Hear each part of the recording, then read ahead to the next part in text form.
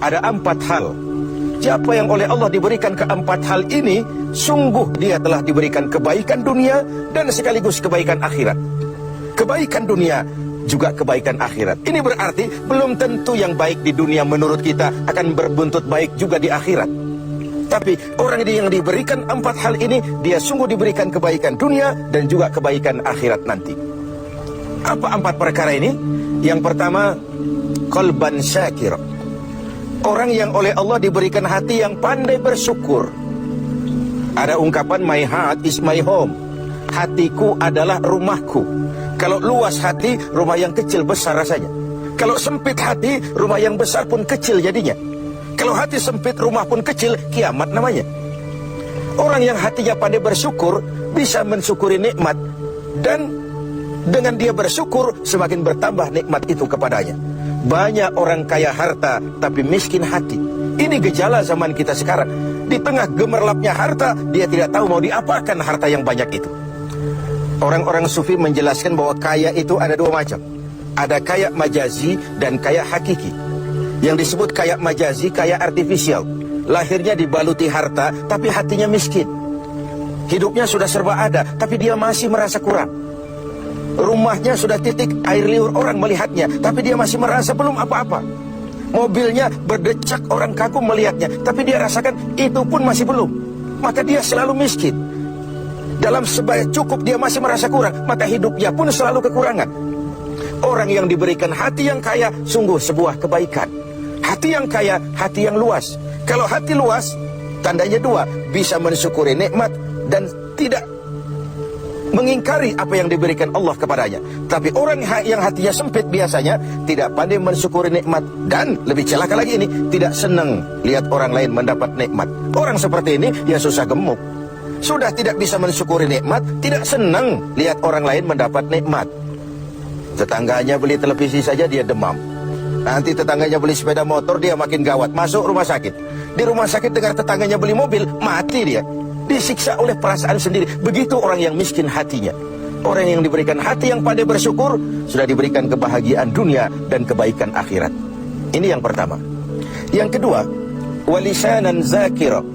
Orang yang diberikan lidah yang pandai berzikir, menyebut nama Allah dalam artian yang seluas-luasnya. Tasbih ya zikir, tahmid ya zikir, tahlil ya zikir. Tapi ada fenomena lain. Melihat apapun yang mengagumkan, dia kembali kepada Sang Maha Pencipta. Itu pun zikir. Melihat semesta jagat raya, melihat bintang gemintang bertaburan di angkasa, melihat lautan luas terhampar biru membentang, melihat gunung tinggi menjulang ke angkasa, semuanya mengingatkan dia kepada Allah. Itu pun zikir. Diberikan lidah yang pandai berzikir, mengingat Allah dalam segala keadaan. Dan bukankah Islam mengajarkan seperti itu? Dari hal-hal yang paling kecil, memulai pekerjaan, bismillah. Melihat sesuatu yang hebat, Masya Allah. Melihat sesuatu yang luar biasa, Subhanallah. Terkejut, Astaghfirullah. Berjanji, Insya Allah. Semua dikaitkan dengan Allah.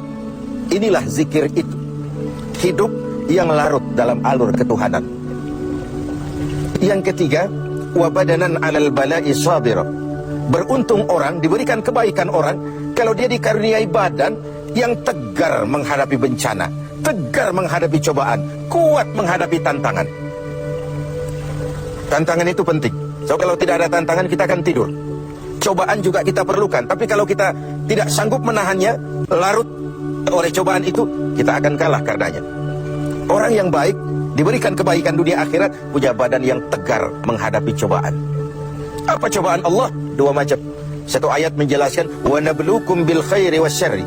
Kami akan coba, kami akan uji kamu dengan yang baik dan dengan yang tidak baik, dengan yang enak dan dengan yang tidak enak, dengan yang menyenangkan dan dengan yang tidak menyenangkan. Bukan cuma sakit cobaan itu, sehat pun ujian. Bukan cuma miskin ujian, kaya pun cobaan. Bukan cuma tidak punya jabatan cobaan, naik pangkat pun ujian. Kita nih yang namanya ujian kan yang tidak enak saja. Kalau sudah sakit, ya Allah, sedang diuji. Sehat, lupa daratan. Miskin, ujian. Setelah kaya, lupa bahwa itu juga ujian. Fenomenanya apa? Banyak orang lulus ketika diuji dengan kemiskinan, tapi gagal berantakan setelah diuji dengan kekayaan.